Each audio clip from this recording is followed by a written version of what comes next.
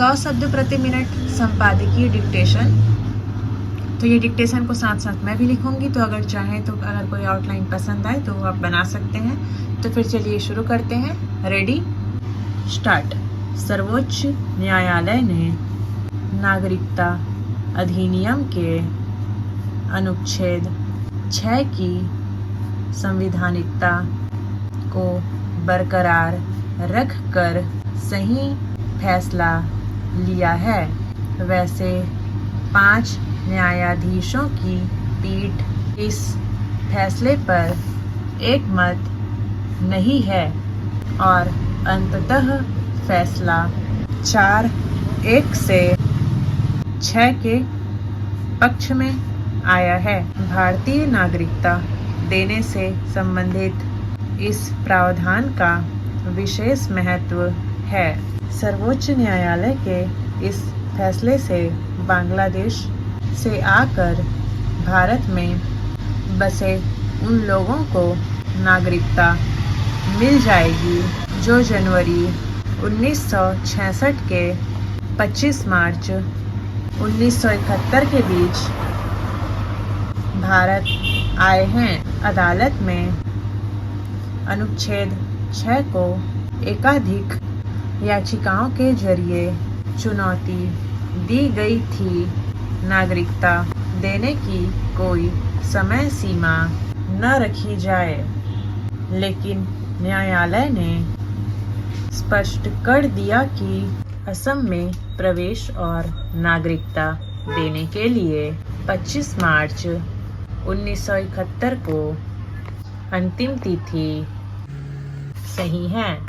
भारत के प्रधान न्यायाधीश धनंजय वाई चंद्रचूड़ और न्यायमूर्ति सूर्यकांत और न्यायमूर्ति मनोज मिश्रा का बहुमत का फैसला इस बात पर सर्वसम्मत था कि साल 1985 में संसद द्वारा बनाया है।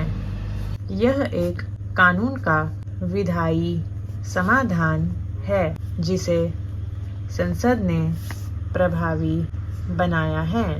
यह असम समझौता असमिया संस्कृति, विरासत, भाषाई और सामाजिक पहचान को सुरक्षित संरक्षित करने के मकसद से किया गया था।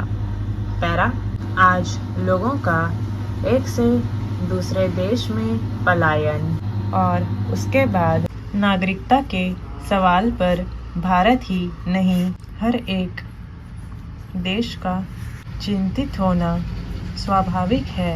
सबको अपने हित में कानून बनाने व लागू करने का हक है।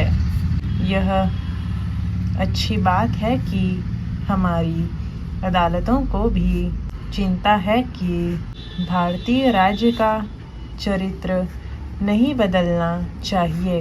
बाहर से आने वाली कोई भी संस्कृति स्थानीय बसावट को मुश्किल में डालती है।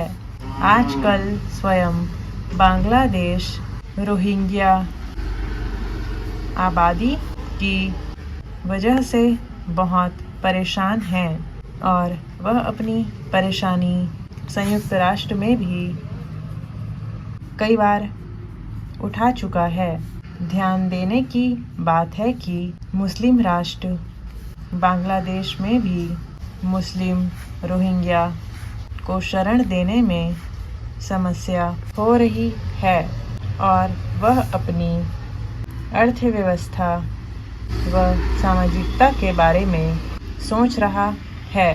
भारत को धर्म के आधार पर ही नहीं बल्कि अपने व्यापक सामाजिक आर्थिक हित के आधार पर ही सोचना चाहिए और तभी किसी को नागरिकता देनी चाहिए। स्टॉप। तो ये था छोटा सा डिक्टेशन।